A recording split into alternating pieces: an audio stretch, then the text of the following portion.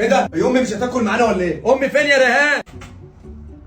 امك تحت الترابيزه؟ امك تحت الترابيزه. قطه قطه يا ولاد بتقول حاجه يا اسلام؟ لا ما بقولش حاجه، لا ما بقولش. الشارع كله سمع ان امي تحت الترابيزه وانت طرشه. انا مش فاهم حاجه يا نجم. امي فين يا ريهان؟ امي مش هتاكل معانا ولا ايه؟ مامتك يا اسلام راحت تعمل شوبينج. راحت تعمل شوبينج ايه تحت الترابيزه؟ ماشي يعني انت مش حاسه برضه ان امي تحت الترابيزه؟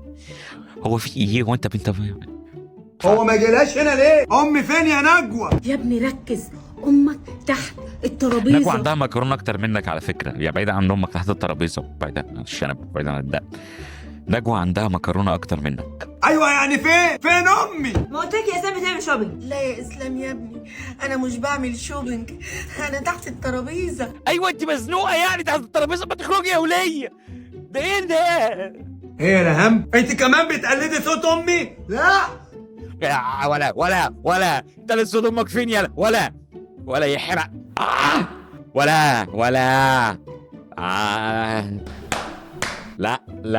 لا غباء كتير، مش عايز.